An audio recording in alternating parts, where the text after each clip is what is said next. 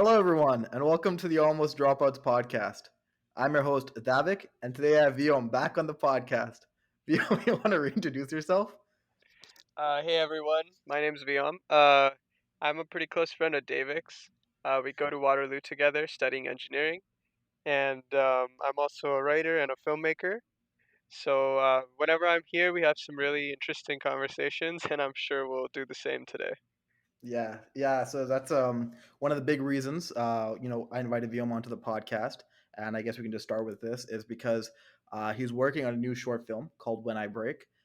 It's super exciting, and yeah, I wanted to get his perspective on it. But before we start that, Vyom, you want to share a little bit of some details about When I Break? Yeah, so it's my second short film, and it's mostly with the same crew that we worked on first one together with Exam Day, and it's been a long work in progress sort of film for like past year we've been working on it, and I think it's a story that a lot of people will relate with. It's a story about a young guy who's kind of finds himself like tired and he's kind of finds himself in a situation that doesn't kind of resonate with him too well, and he's kind of going through some sort of inner conflict about that. Mm-hmm. So hopefully people will relate with that and enjoy the story. Yeah, for sure, man. I think that's especially, I think that's something a lot of people can relate to, and especially last year with the pandemic, there's so many things that have just felt out of our capacity. So I think that feeling is definitely, if it wasn't there before, it's definitely a lot more present right now. And so I think those themes, underlying themes, is something everybody can sort of relate to right now, and it's gonna be really. I'm really looking forward to seeing that. Um, and yeah, Viom. So the When I Break film just released its crowdfunding, and I'm gonna leave the Indiegogo page in the bio. But if you guys want to support that, it goes a long way. Viom, you want to get into the specifics about where the money would go? Yeah, so we have a $10,000 spending budget for the film, and we've managed to sort of obtain half of it. We've been like working in the background trying to obtain that, and we basically need help through crowdfunding to raise the second half of it. And sort of the money that we raise through crowdfunding will be going through the location rental costs and also like food costs and living costs for our crew while we're actually filming. So any amount would really go a long way, and um, there's other ways to help as well. Like if you're not comfortable with donating, if you just share and like spread the word with your friends and family, that also goes a long way for us. Yeah, so guys, if you have anything any way you could help out, definitely goes a long way. But all right, with that said, I guess the little sponsor segment is over. Uh, but let's talk about filmmaking. So, what inspired you to actually get into filmmaking?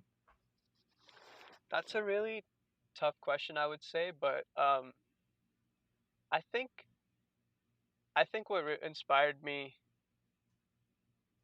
the first thing is I didn't know that I was inspired when I was inspired in a way. Like when you're a kid, you don't really know, Right. right? And like you have like hints about it, and then maybe you think that like, oh, maybe it's stupid, maybe it's not, maybe it's just me being like infatuated with things. Right. Um, but I think it was something to do with um, me watching films and feeling something that I don't really feel from other things. You know what I mean? Hmm. Like those moments in films where you're kind of, it's not really you feel any one particular thing, but you kind of just feel everything, and you kind of get overwhelmed with emotions. Right. And something about it is it's a very cathartic experience in a way. And there was something about film being a very like personal medium as well. I think that really drew me to it because I think it's it really is you're looking at something from someone's perspective in a film, Right. and it's kind of different from a book in a way because when you read a book you kind of form your own world in your head, right? And like it almost becomes your world. But when you're watching a film you're kind of submitting, you're kind of letting go of your view to just sort of be there and Right. see things from the view of the creator. Um, Right. it's very hard to say what exactly inspired it, but it does have a very special place in my heart for some time now, for a long time, I would say. Hmm. Um, and only lately I've had more of the courage to sort of go out and sort of make it myself. Yeah, I think that the ability to sort of showcase your viewpoint on the world is such a it's such a hard thing to do, but it's such a I can definitely see where the inspiration for that is, right? And what no matter what movie you see, you always see this really unique perspective that the director brings to or the director and the crew behind the whole film brings to light. And so Yeah, that definitely makes sense. yeah. And I think that I don't subscribe to, like, when I make a film, like, that I want to change people's mind about something or I want to change their perspective about something necessarily. Um, I want them to watch the film and feel everything they can possibly feel. And I think that's enough. Like, I want them to have an experience Right. which is maybe out of this world. And um, I think that's kind of what I find, in my opinion, to be the purpose of all art is to kind of point to something other than, daily life, like, maybe outside of politics, maybe outside of uh, social things that are going on, outside of all of that, something that's more universal in a way. Right. That I think that is what kind of, from my view, every artist kind of is striving for, is to create something that is more universal Hmm. uh, rather than something that is very contextual. Right. Yeah, that makes sense. And I think, I mean, I feel like the most successful art does invoke it does have the universal aspect to it because it invokes emotions on a wide scale amount of people, right? And I Hmm. think one of the most interesting parts about art is, even if you do come with the intention of delivering sort of emotions or experiences, sometimes unintentionally your art will just resonate with people in different ways, Yeah, right? Like, I think a really good example of that is, somebody might listen to an album, right?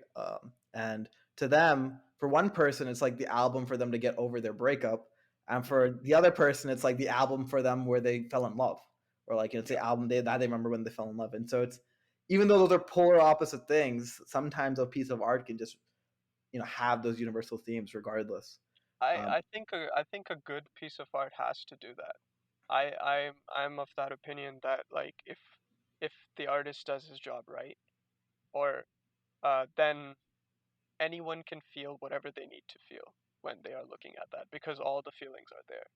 right. If a person completely pours themselves into their art, right? If you're fully in your art, you're in your art. Like, through looking at the art, they can see you, Yeah. and you have all the feelings, right? You don't just have sadness, you don't just have happiness. You are a combination of all those feelings. So if you do pour yourself out completely, I do think the result is that different people will feel different things from it. Right. Um, I mean, I think you could say there's good art where the there is a um, kind of like a purpose, like they want you to feel one particular thing, Yeah. and I respect that, and I don't have any opinions against it. But um, I don't think at the end of the day that is the aim of art. Right. Right. I think, at least for me, the art pieces, whether it be movies, music, whatever, that resonate most with me is the ones that aren't there for a purpose necessarily, but it's just there, like I said, like to just sort of put you in the mind of the other person, right? Right. And even if they're not, like, I'm not watching a World War II movie and being like, oh, okay, like, the director was in World War II. Obviously, I'm not saying that, but even in those different settings, even if it's not directly their worldview, those emotions that the director has gone through or is trying to portray are still present there. Yeah, So the means isn't necessarily like constant, but the emotions they're trying to go for or they unintentionally put into their art are there. yeah, yeah. I agree with you. Hmm. I think there is a bit of a double standard sometimes when it comes to film compared to other art forms because uh, it's quite normal to ask someone what their film is about or what is the meaning of their film or what is the message of their film. But if you were to ask, for example, a painter, what is the message of their painting or what is the meaning of their painting, it naturally sounds a bit sillier Right. because, I mean, there is a little bit of a tendency in film to for it to be a medium to transmit a message, right? And I don't subscribe to that. I'm not against it, but I think as an art form, it's not concerned with transmitting messages. Right. I think the purpose is a little bit more universal than that. Right. Yeah, that makes sense. Okay, I guess let's transition a little bit. But you mentioned at the beginning that you're in full time engineering. We were both in full time engineering, EC at Waterloo, Yeah. and it's a tough program. If anybody's heard, I think the second or third episode of this podcast, we had a nice little rant about EC, so you can check that out if you want to hear that. Yeah. Um, but one of the biggest things about doing a full-time eng program is you don't, for a lot of people, they start losing time to work on other passions because they're so busy with school. And so for you, I think for you and Sid, who came on earlier, I think one of the most impressive things is that you've been able to try to at least balance your passion out with this engineering program, right? And it's going pretty successful in my eyes. So I was just wondering for you, how has balancing out that passion for creating films and writing with full time engineering been like? I think it's been hell, personally. Like, if I'm being honest, like I'm not gonna say to people that like it's like easy if you really want it, if you want to put your mind to it. I think it's very difficult, like to Right, balance multiple things like that, especially when they're heavy things. Um, I'm not gonna say I enjoy balancing it. Like, uh, I I think it's necessary for me to balance it, mm-hmm. and there are people out there. I think like Sid, for example, who do it better than I do it in terms of balancing. But I get quite when I'm doing something, I get quite obsessed with it as well, and like Right, I don't. I find it very hard to kind of pull multiple things off because it kind of can make me a little angry at the thing that I want to do less. right. Uh, So school. yeah, school, for example, right? Yeah, Like lately, this is my last term, and I've been balancing working, doing all the work for this film with the team, and also kind of finishing up like my final year projects and like last semester of school. And I've been very annoyed at school lately just because I find like it's something I have to do instead of something that I actually see being conducive right, to like what I need to do next in life. But I do think that if it's an option of not doing it at all versus having to balance it with other things, I think everyone should pick having to balance it with other things. But then hmm, if there's an option, if you have an option to not have to balance it with other things and properly be able to focus on one thing at a time, then I do think that's better. Um, right, I I and doing one thing doesn't necessarily mean like literally one thing, right? Like uh but at least all your focus is in one sort of like I think there is probably some maturity in narrowing your um areas of focus rather than constantly widening them. right.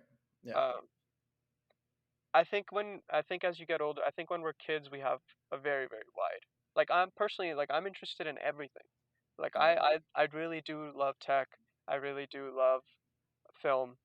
I mean, the tech love for tech has been going down a little bit gradually, but um, I I I enjoy like I'm a software developer. I enjoy software development.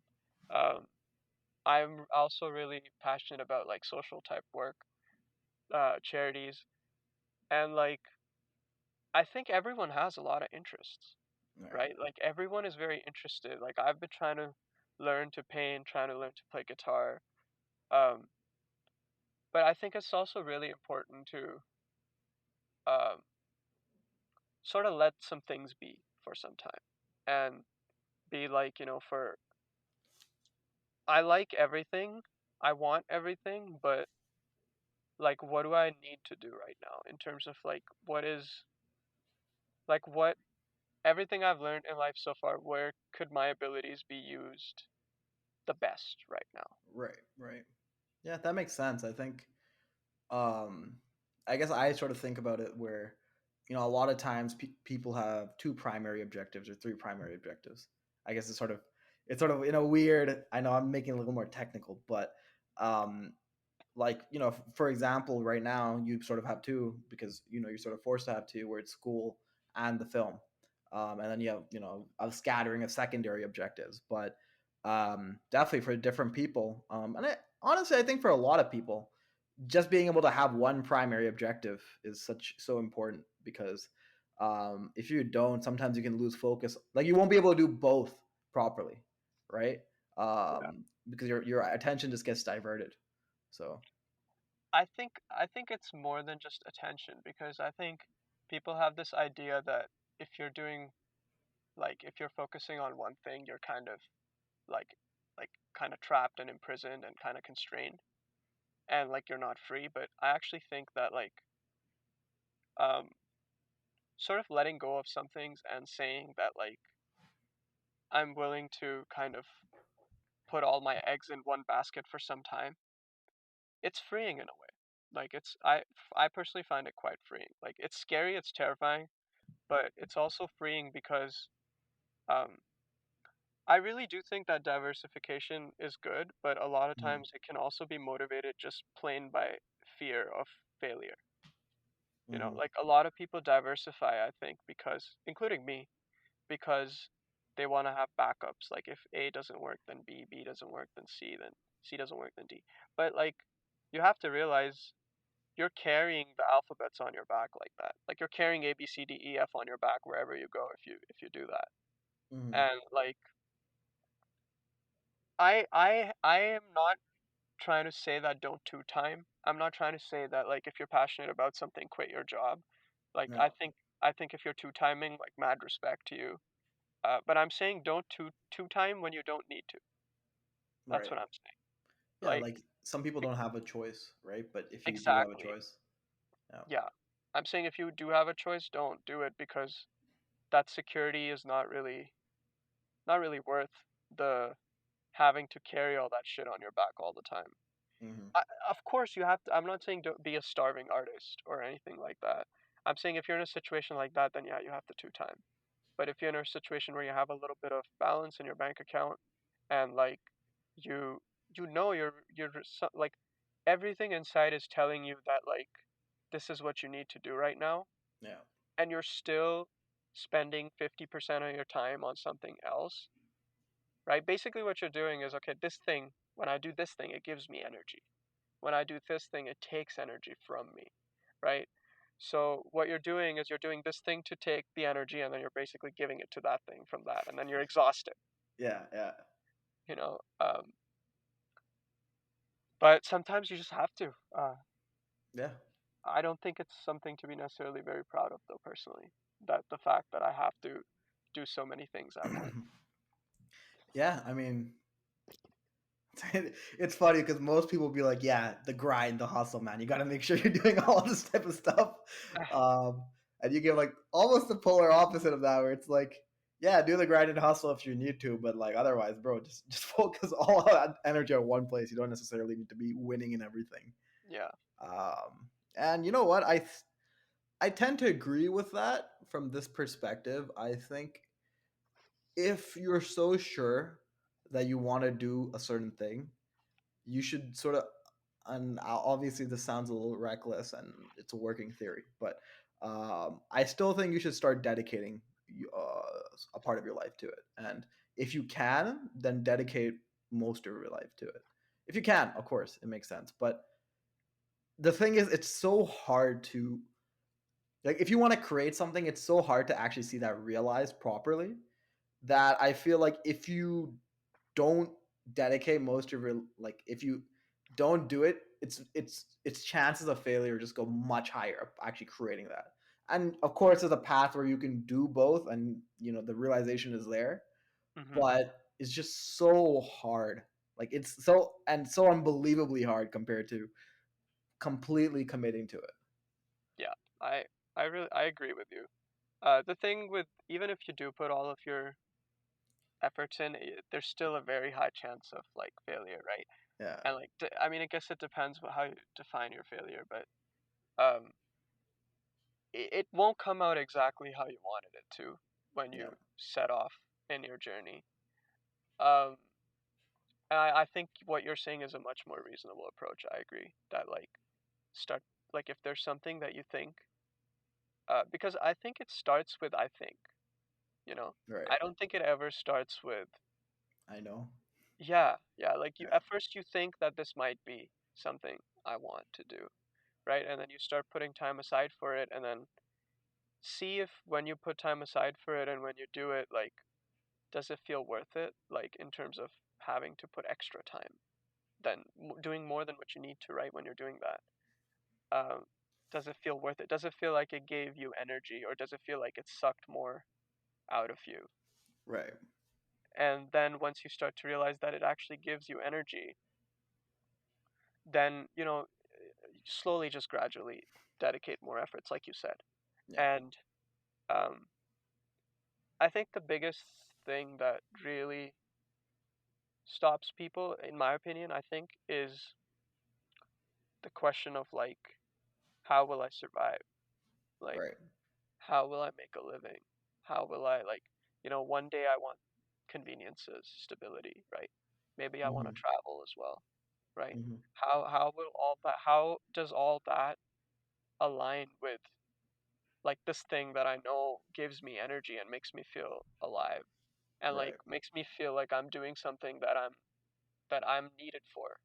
Hmm. Um, and I think this is one of the ones I'm still trying to figure out as well because I worry a lot about that as well. Like where's the living gonna come from? Where's the conveniences that I do would want at some point in life? Like right now I'm young, sure, I can Yeah. adjust a bit, but like as I get older, how is all that gonna happen? And I think that, and this part is just pure like conjecture, and in a lot of ways it's just faith, that I think if you're not stupid about it, I think if you keep it in mind that like I think what I'm trying to say is that you shouldn't go one way or other in an extremity. Like, for example, if not pursuing what you're passionate about is stupid, then also not caring about money and finances is naive, Right. Yeah. right? So try to build around it, try to find ways to, I think, really try to find ways to provide like value to people.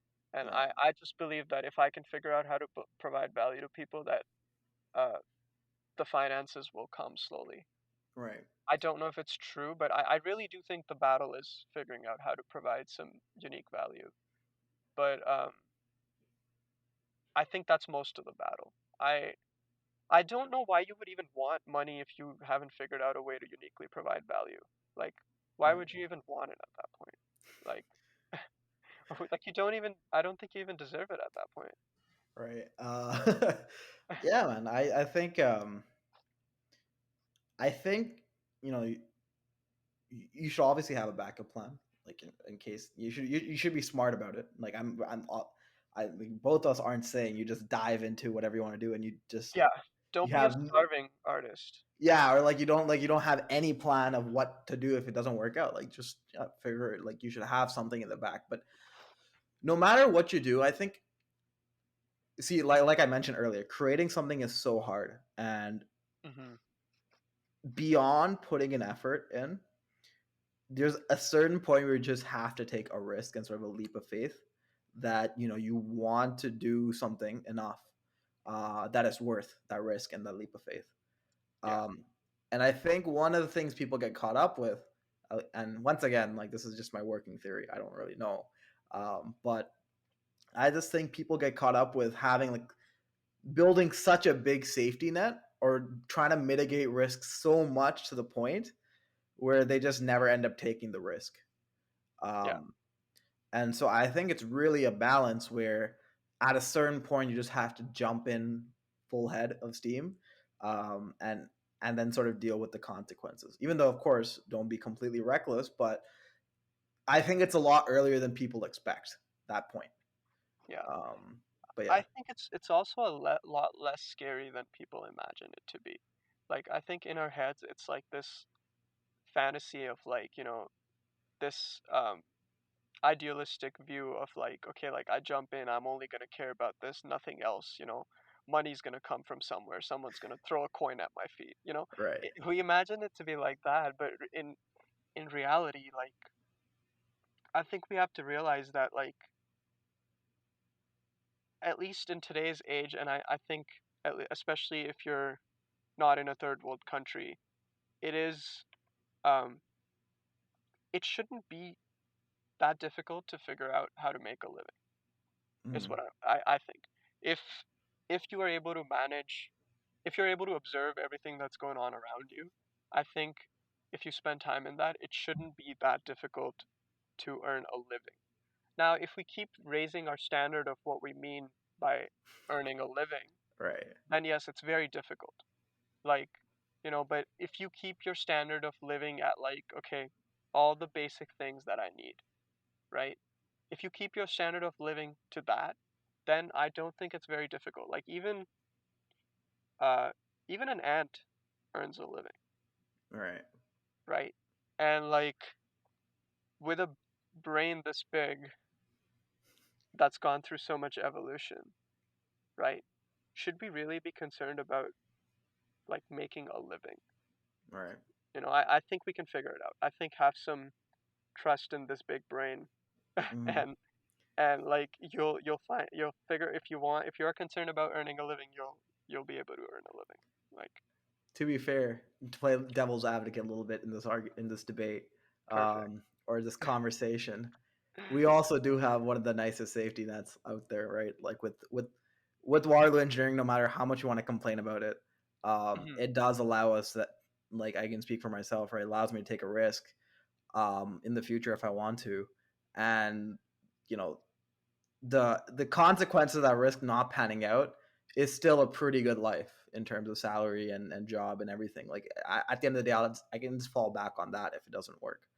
Right. So just to play devil's advocate a little bit, it is a little easy for us to say that compared to what other people might be going through. Yeah, we're definitely biased. Um, I won't argue that. Like I'm sure there's so many people who, we're being completely ignorant to their struggles right now when we say that.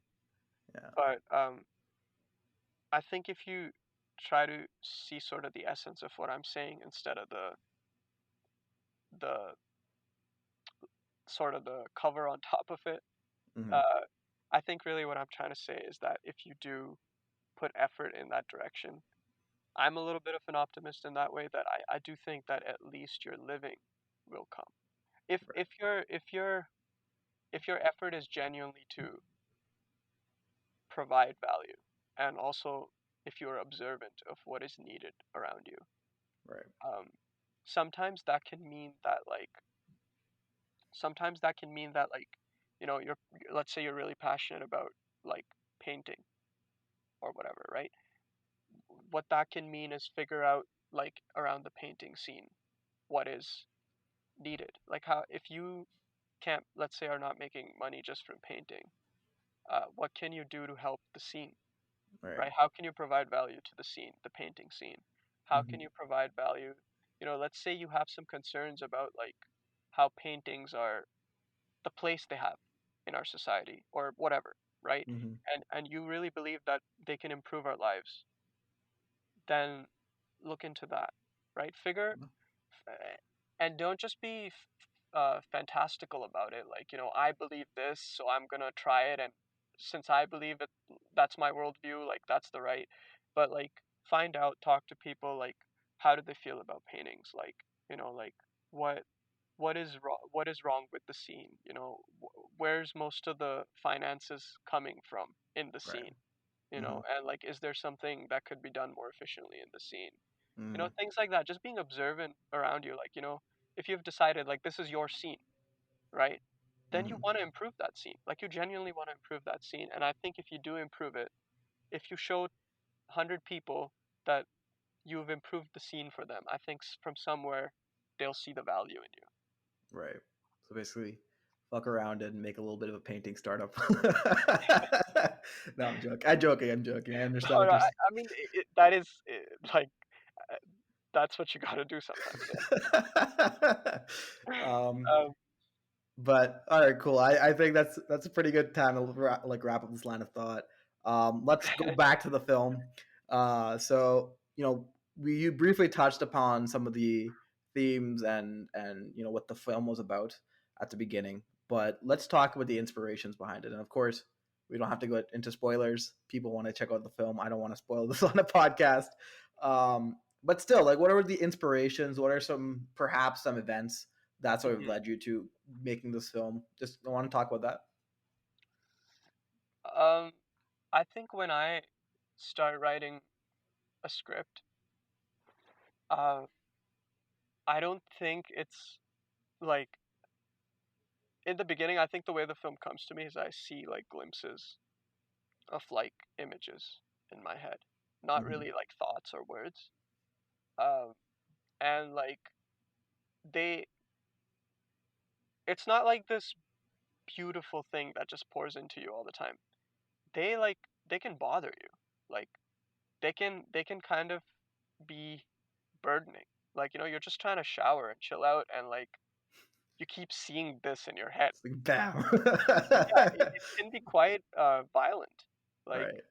um um the one of the really famous directors, his name is Werner Herzog. He says that ideas for a film are kind of like thugs trying to break into your house, and like the one that is trying to come in the most violently, that's the one you gotta do. And I do kind of agree with that idea where it's we don't always know why it's coming, but it comes, and like later you look at it and then you sort of be like, okay, maybe that's what was going on in my life, which kind of inspired this. So I can Right. do that. Like I can sort of say like, okay, this is a very personal story. Like the things Neil feels, a lot of which is the main character in the film, a lot of those things are things I feel. Uh, as far as the structure of the plot, I'm not sure where it really exactly comes from. Maybe it's just a convenient way to sort of take people through what I'm going through, or Mm-hmm. have gone through in the past. Um, but I couldn't really tell you, to be honest, where that inspiration comes. It comes pretty aggressively, I would say. Right. But that's not to say that like when I'm writing, it's like I just know what to write next. It's it's a lot of like you know it's a lot of sort of writing and like writing and writing and writing. Like it's a lot of bad writing, Mm-hmm. and there I think there are moments where it just pours out of you, and then there's other moments where like you want it to come but it just doesn't come. And I think what you got to do is you got to write anyways, Right. because I don't know if I'm getting kind of sidetracked in this question, but I guess the inspiration is very, very like it's a very fickle thing. I really don't know. I'm Mm-hmm. sure if you ask someone else, they could probably tell you, oh yeah, like Vyom, like in his, I could see that this film is very him.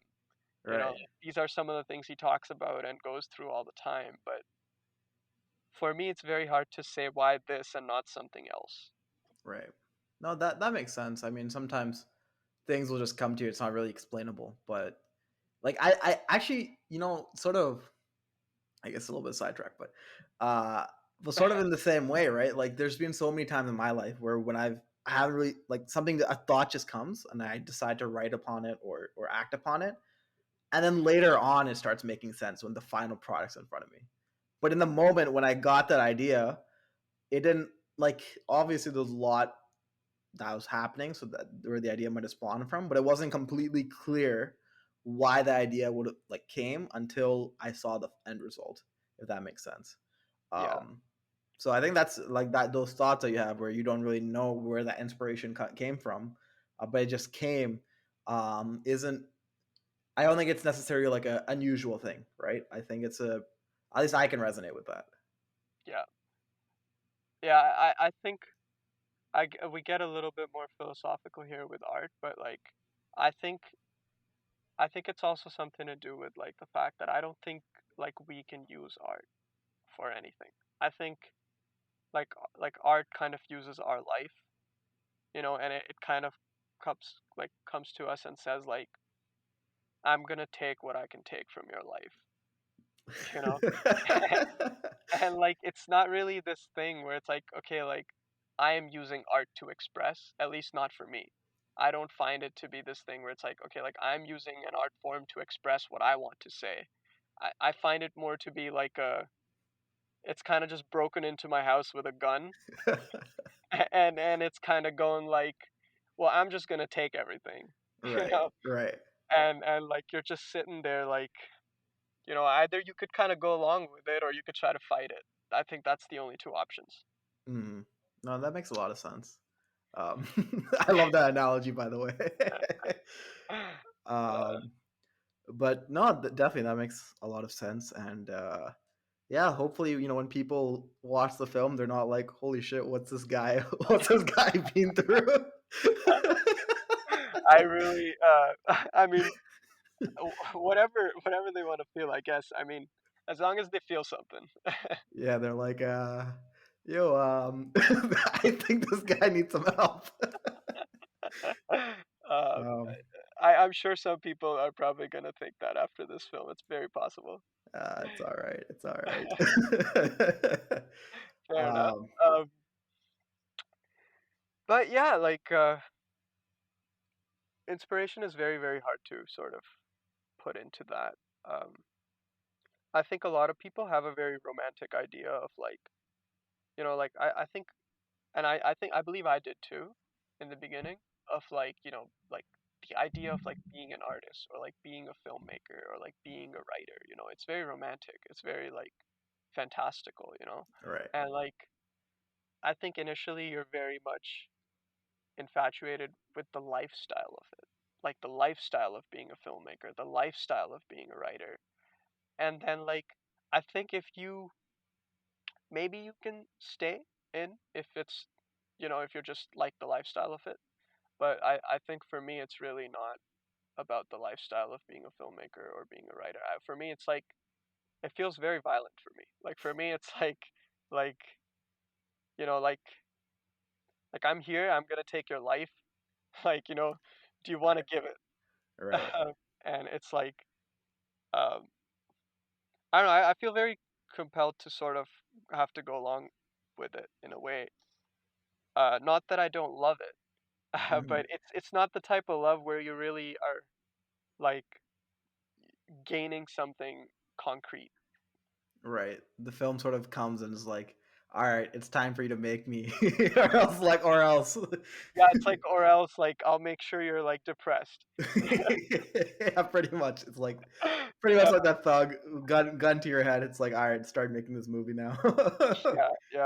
I so far it's been like that. In the beginning, like the very first one I made, quite honestly, it was just about, making a film because I thought it was fun. And Right, like because like I liked the idea of like the romantic idea of being a filmmaker, but like I would say it's gotten a lot less romantic now, and it's it's gotten a lot more like what I just explained. right, makes sense. But all right, I guess moving on a little bit. So, one of the you mentioned you have this thought, you have this idea for a film, and I think it's really important to have like a creative vision about what you want to see in the film, of course. Mhm. But it's really hard to enact that vision being alone. You need a crew, you need people helping you out, and of course the When I Break crew is amazing, as you mentioned. Yeah, But how is leading a crew through that process been like? Because sometimes, of course, the vision's more clear to you, but you have to convey that vision to the other people. And you have to maintain that vision while the other people are working on the film. So what has the process been like? Well, I think first of all, I can't quite take the whole credit for that. I think there's everyone's. I would say everyone in the team. There's been times where they have to step up and kind of assume the leadership role. Mm, And like I've had a lot of help, kind of uh, leading the creative vision from, especially from Sid, from Sunith, and Sabrina.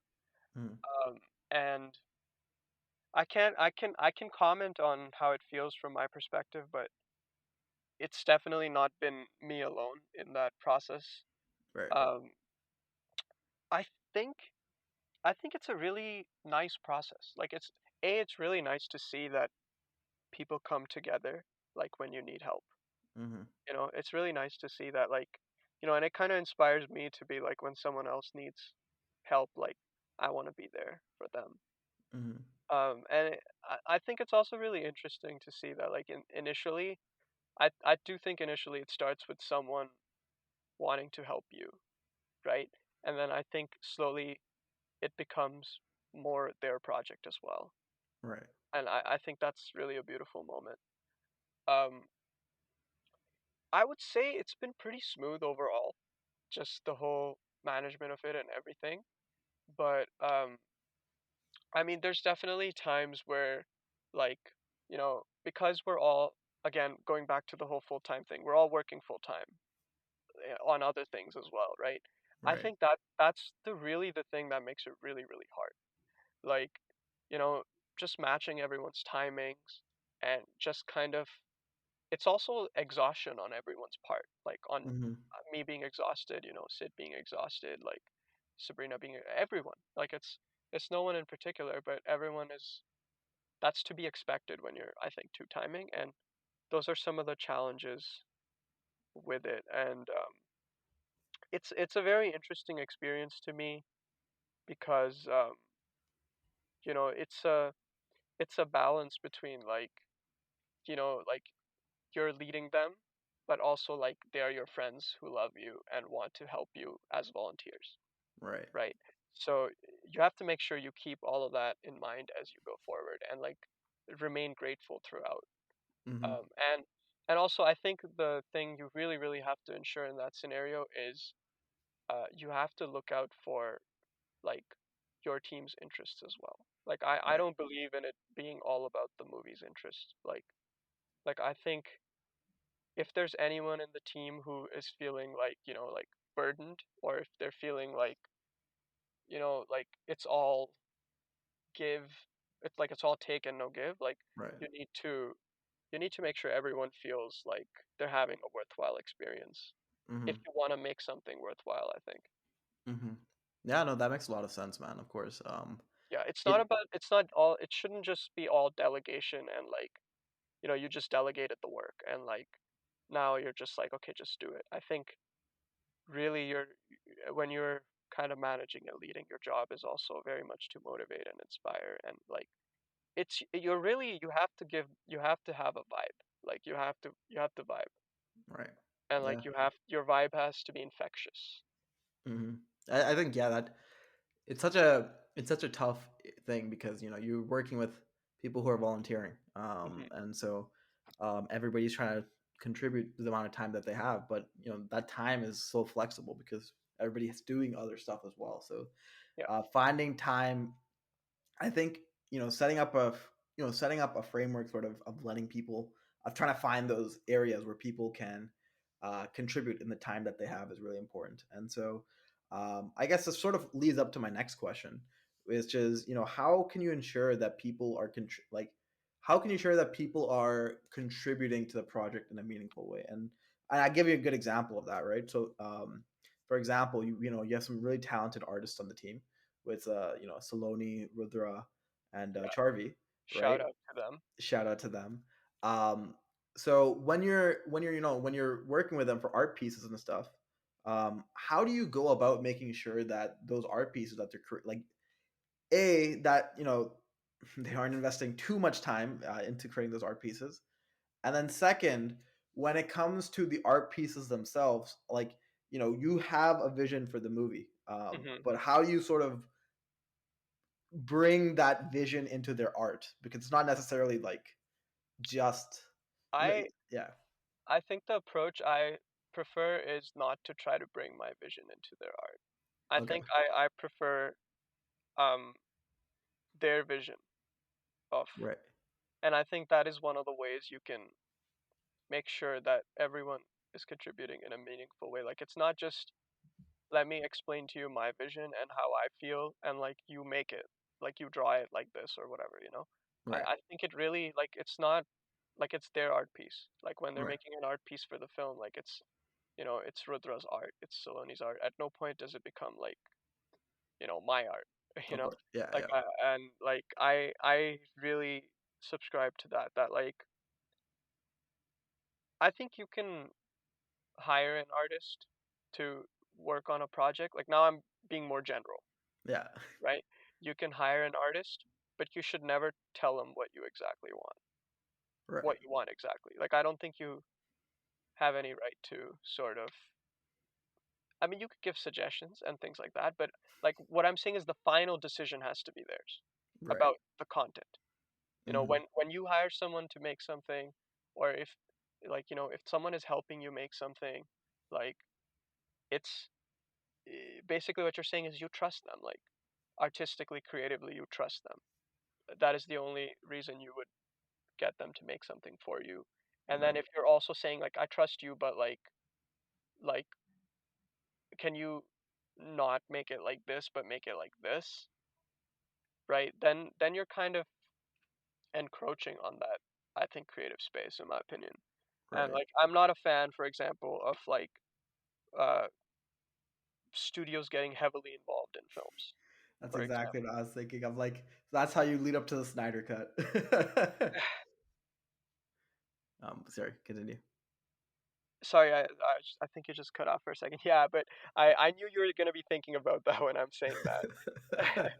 but um but yeah, like I mean like art is personal and like it has to come from a like it has to come from a person. Like, Right. it's not an I don't think art is an organization thing. Like an organization should be there to support the artists. Like Mm. and like make sure that they are able to, you know, flourish in the best way possible. But the organization shouldn't replace artists, or it's not like artists are not like um they're not like laborers in a sense where it's like you sort of just delegate to you just tell them what you want and they sort of just make it. Right. Um I mean in some cases it's necessary. Like for example, if you're storyboarding, right?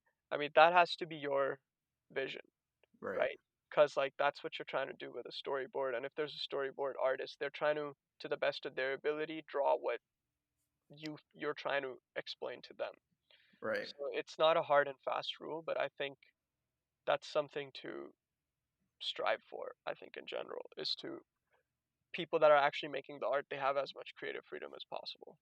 Right. And I think, yeah, I think when you like, I think really good, like you brought a really good example with the execs. Obviously, I mentioned Snyder Cut, but in general, right? Like the movies, most of the flops that I've seen in box offices and stuff, the director has almost always come out and said that the studio got involved, like a lot of times at least, right? Yeah, Of course, there's just some bad movies, but um, I think that's the issue, right? Because you have a vision for what you want a piece to look like or a film to look like, but the moment you're not able to execute on that vision, the whole house of cards can sort of fall. yeah, Um, yeah, and so I think it's really important to let people have that space and let them do. I think it's funny, like even though of course product management isn't related to art, but one of the biggest things I strive as a product manager is I want to be able to allow people to do their best work. Like I want to take the burden off of them for the stuff they don't want to do and let them just be in their zone and let them do their thing. And I yeah, think it's the same thing in this case, right? You want to make sure you're just creating an environment so that they can do what they want to do and strive to do. exactly. Yeah, you really have to see it in a like a service oriented mindset rather than a like a kind of like dictator type of thing. Yeah. Or like a Um, contract, right? but I would go once like it's funny you mentioned that because uh, we talk all the time. Like, I think me and Sunith were talking about this recently, where it's like, a producer and like a product manager, because like, we work at tech companies, so we see product managers. Is very like similar role. I find like it's sort of the same type of thing that they're trying to like. It's just funny to me that like producers are very much, I would say, like I think they're very irreplaceable type of. It's just the type of thing they're trying to do is different, but like Yeah. sort of the skills are very transferable between the two. Right. Uh, and Yeah, going back to that producers thing that we were saying, like studios having a lot of control over films. I don't even blame the studios, to be honest, right? Because I don't entirely blame them, because at the end of the day, like a feature film is a financial investment, Right. right? And what they're trying to do is they're trying to guarantee that they recover the most amount of money that they can recover, Right. right? Like if you're gonna put like $100 million into something, right? You're gonna be sweating, like, you know, and That's like true. you're trying to use the numbers, you're trying to use the data, you're trying to use the statistics to be like, okay, if we have this many car chase scenes, right?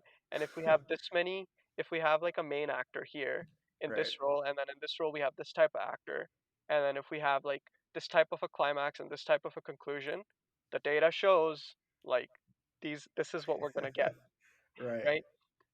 So I think the bigger failure is on part of the audience personally, like including Okay. us. Like we're really predictable. Like the day Mhm. we stop being, I think we should strive to be less predictable in what we're able to enjoy, and then their algorithms won't work anymore. You know, But is it a bad thing necessarily that their algorithms can't work? I do think that it's a big problem with. I can't really speak with too many other arts, but I think it's a problem with films. Them being pretty predictable. Like largely most of the films that come out, them being predictable, like okay, we know that we have an actor of this level, right? So we know we're going to get at least these many people to come and watch, Right. because I think what it does is it gives people exactly what they want and nothing more. Right. Sometimes it Right. can do that, and like even if you want to give people something different or something more, you kind of have to wrap it in this like uh okay, like we need this type of actor. If like you kind of have to bargain and negotiate and be like, okay, like we'll do that, but like that part let us keep, Right. you know? And I think I think that fundamentally art isn't really striving to give people exactly what they want. I think Right. it's striving to give them what maybe they might need, like which they don't know yet. Mhm. And like I think this type of curation where Netflix kind of knows exactly what type of person you are and what type of movies you like, and like it'll only show you those movies, Right. that is actually dangerous to you. Like, because you don't want to just see the type of movies you already like. Because you don't really grow in any way by doing that. You won't necessarily find a different genre or a different movie that you might like, right? You're just stuck in your own little ways. Yeah, Um, like, how many times has it happened that, like, a movie that you didn't previously like, right? mhm. After having watched like 10 to 15 films, right? After going through that, now you like that type of film. You know, Right. you kind of just unlocked this experience, Mhm. right? Where it's like you couldn't see the appeal to something like this before, and now after gradually watching stuff that's maybe a little similar to that, now you have just unlocked this type of Use film, right. Yeah. you Yeah, know? no, I definitely feel that. I especially feel that with music. Not as much with films, but I think I'm pretty open to most films, so I don't like. There's not many films where I'm like, this is garbage. Yeah. Um, but definitely with music, I've had that a lot of times where like first listen, I'm not a big fan, and then like 2 years later, I'll start listening to again. and I'll be like, oh my god, how was I so stupid? And Yeah, so I can definitely like understand that happens with films too. And I think just being able to broaden your perspective is really important, right? You want to be able to jump into new ideas and new films, and not necessarily keep yourself in this niche. Um, and I yeah, think that one of the big things I do to sort of help with that is when people ask me what movie do we want to watch, or when I'm looking for a movie I want to watch, I won't necessarily actually look through the description or watch the trailer or anything. I'll just hop in and see it. And the reason I don't like that, I don't. The reason I don't like to look at the trailers or look at the description and look too much into that, is because you already sort of set a preconceived notion about what this movie um, should make you feel. yeah. Um, That's and a I think, very yeah, that's honestly like marketing this film right now. That's a very very big like concern I have when I'm marketing. Like, I completely agree with you. Like, it's such a difficult balance. Like, I want people to, come and enjoy this film that we worked hard on, but also I don't want them to be biased beforehand. But like, it's like you kind of have to give them something though, yeah, beforehand. It's a very difficult balance, and like I feel you. Like, and there's I also try to avoid knowing too much beforehand. and there's very few like I think we're probably in the minority in that case, right? Like where we don't want to know the trailers and know movie information about the movie. I think most people that's the first thing they ask. Oh, what's the movie about? Give me a synopsis. Who's in it? What's whatever. So you sort of have to appeal to those people, which is a large majority. Yeah, But I I think, think I yeah, think the only thing maybe a trailer can sometimes tell you, and that's if it's edited by the same person that the movie's edited by, is the editing of this film gonna be good or not? Because like the edit can make like there's like good edited trailers and then there's really bad edited trailers. yeah, That's really I think the only thing you really get from a right. trailer. Yeah, no, it makes sense, man. Definitely. I think the movies I've always gone most hyped about, where I'm like watching trailers from eons before it releases. Those are the ones that are most disappointing, and the best movies I've ever watched are the ones where I'm like, yeah, I've heard this movie's good, and I just throw it on. Like I don't look at the poster. I don't look at like what the description is, trailer, or anything. I just put it on and see it, and then I'm like, oh my god, this Yeah. is good. And actually, another step on that is movies that I don't even know are good. I just like I've heard this title somewhere in the internet or sphere. I don't even know what it's like, and then I put it on, You and it's just like jump in, yeah. I just jump in, and it Jump blows into my the deep mind. end. Yeah, Um, no, I think that means a lot to people that like are making them. But also I could see the difficulty in not being able to do it. Like I'm very guilty of it myself because like, you know, um a film, I think this is kind of where it differs from like music sometimes, for example, is it's kind of a commitment, yeah, like it's you kind of have to get ready to sort of like be taken, you know? Uh it's not something that's just going to vibe with you in the background. Like you're going to get picked up and taken by it, you know? And it's a commitment like and when I completely understand that like you're more willing to sort of take that commitment when there's things in it that are more likely to give you a payoff. Like yeah, if there's an actor that you really like or that is a known actor in the film, that can be a big indicator that like it's likely to be a better payoff. And when you're watching certain movies that you know exactly what they're going to be like, it's easier to commit to. And yeah, I completely understand that. Like but like nobody said that like it's gonna like art is supposed to make you feel easy and comfortable, and like and like I really think that like there's a lot to gain, or maybe not a lot to gain, but there's a uh, there is something that it can do to you if you sort of take those chances, like you said. But also, I think like just the oversaturation of pretty much all content is something that like outside of the audience, like the industries actually need to properly deal with it as well. right. Yeah, that makes a lot of sense, man. Um, I guess it's funny, like you mentioned that commitment part. I guess for a lot of people, they can't. They want to go into a film knowing exactly what they want to receive from the film. I think it Yeah. might be like a smaller group of filmies, I guess, who like doing that. And I you know think what?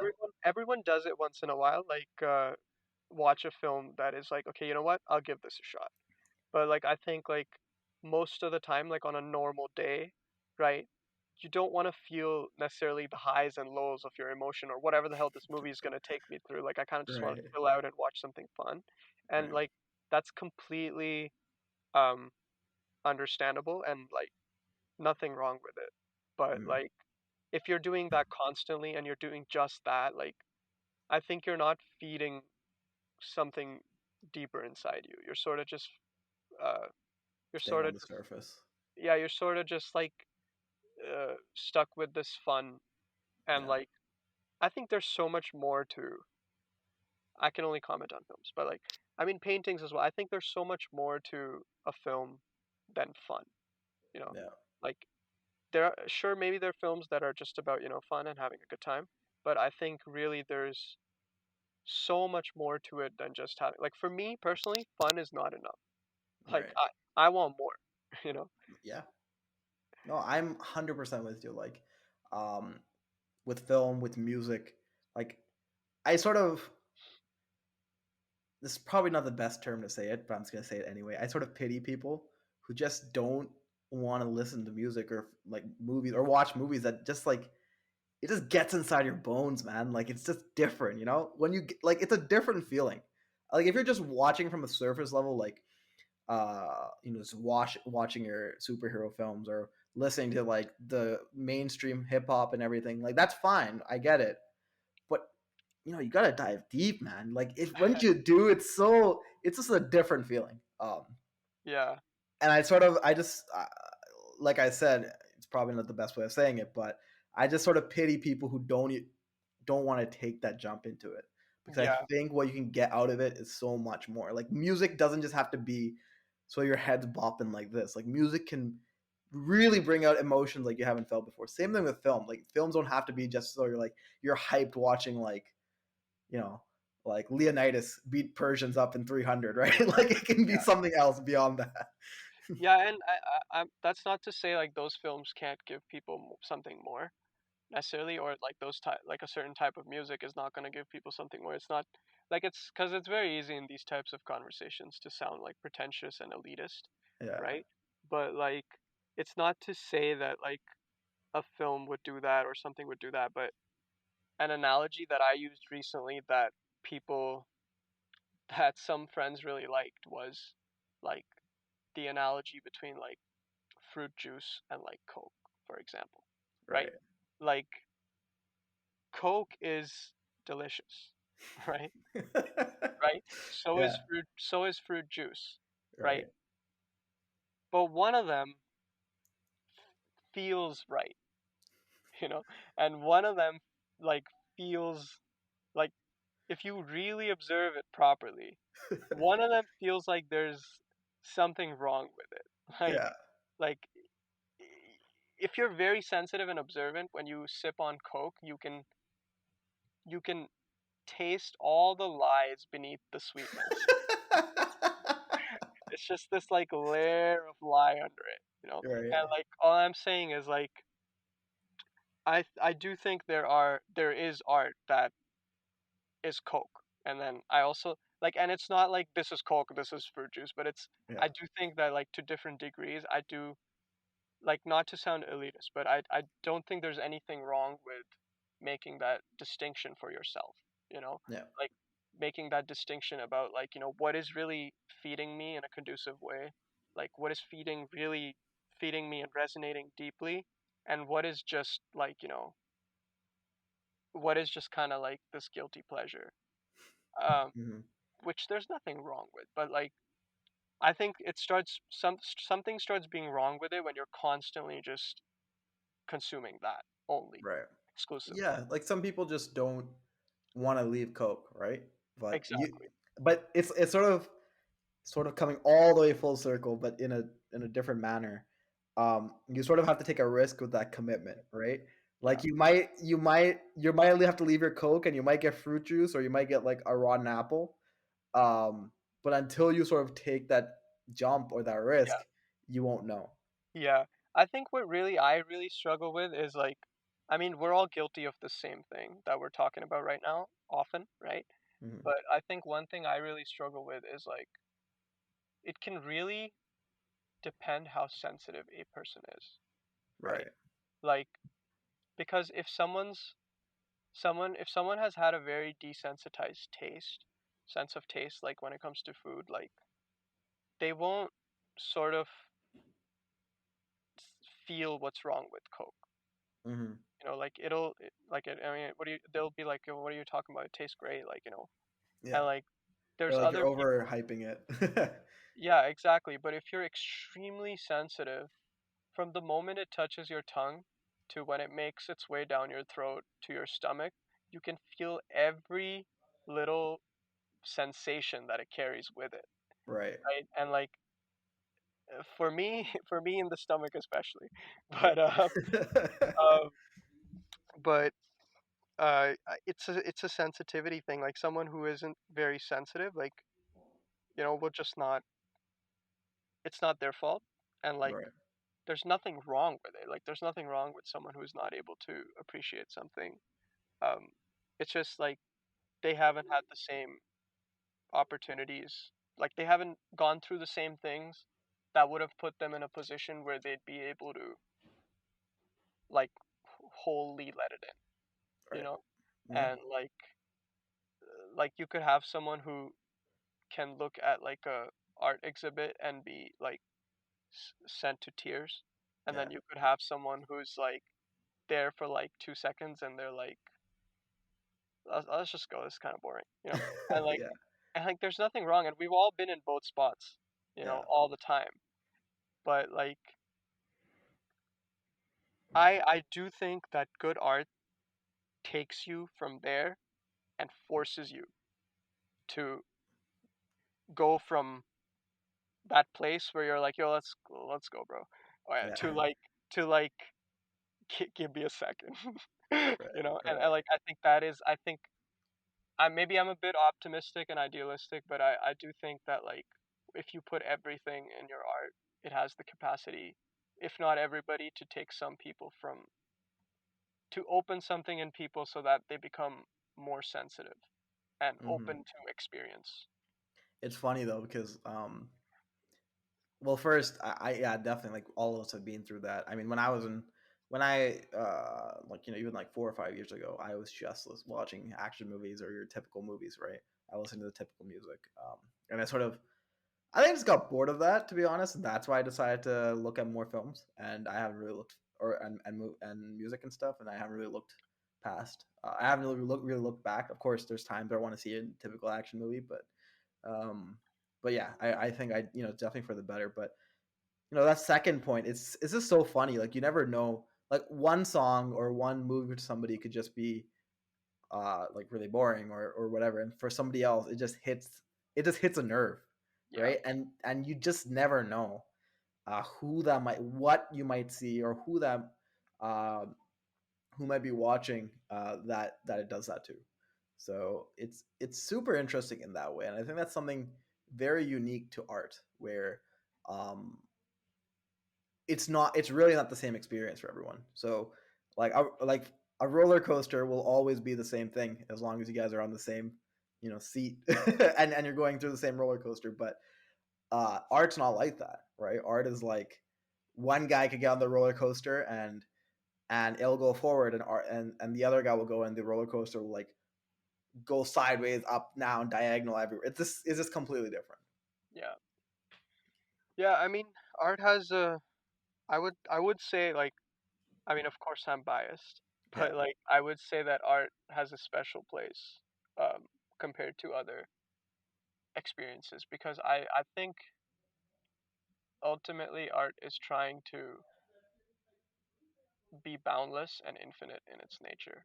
Like Right. even though it's not possible, right? Because at the end of the day, like art is material, right? Like Hmm. it is a thing. Like it is like colors and it is like movement and pictures, right? Whatever kind of art it is, like it is just sounds, Right. and like, but what it's trying to, I think, really what it's ultimately striving for is to show something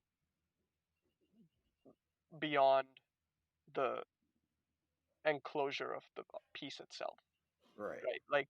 Like I think it, at least for me, I want to create the type of art that is like the edges of the actual piece itself kind of just blend into the world around it. Like Right. where it's like it just encapsulates like just everything, Hmm. and like, and it's not that it necessarily encapsulates everything, but it's kind of more like it acts like a pointer to, it kind of acts like a symbol towards that, right? Right. Like it's ultimately trying to take the ideal or the what like everything and trying to make a symbol towards it so that when you see that you recognize all of it. Hmm. No. um, Maybe that's a very idealistic, I've been told it's a very idealistic view of looking at art, but like I think that um I mean that makes art sound very sacred, which I it is for me. And Yeah. like I also think that if there was nothing sacred about art, like I wouldn't personally be interested in it. Like I don't see the point otherwise, Right. because it is really tough, and like it, there has to be something more. Hmm. If there isn't something more about art, then if it is just a means of expression and communication, then I think it really sort of loses its magic for me if it is just that. Yeah. No, I think I don't know, man. It's I think, this conversation about art is, I mean, it's art is really what you want it to be, right? And what somebody, or maybe that's not the best way of saying it, because it can also be something you don't necessarily want it to be. It could just be some, like, it's just hard to define. But I mean, I think it is important to be idealistic, like you mentioned there, because I mean, for creators, like when you're creating this, it's not sometimes, like, even being realistic. There's no point, right? It's better to be idealistic and think about it in a certain way. Yeah, Um, and yeah, no, I agree with you. Like, I mean, certain things are sacred to certain people, and I mean, art is definitely, it makes sense. Why would be? Um, but anyway, okay, I think transition.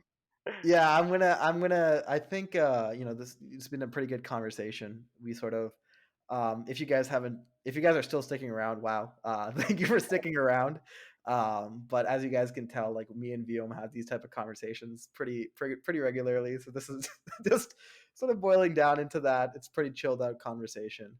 But I think this is probably a good time to end the podcast. Um, if you guys want an open talk like this again, please let me know. But in general, please go support When I Break. Like we mentioned at the beginning, it's a short film made by a group of really talented individuals, and they just put their crowdfunding page up on Indiegogo. So I will leave the links in the bio for their Instagram page and that crowdfunding page. And yeah, you can check out more from Vyom. You can follow him on Instagram, like Twitter. Oh, so you don't have Twitter, LinkedIn, uh, other stuff like that. Thank you everyone for watching and listening to this. If you made it this far, thank you very much. Uh, I want to thank David for having me on this. These are always so fun, and I never realize how much time sort of just passes. But we would really appreciate if you do check out our crowdfunding page for our film. And even if you don't want to donate, that's fine. We've spent a lot of time and effort on the page and the crowdfunding video, so we would love for you to watch it and share it if you like it. So yeah, thank you very much.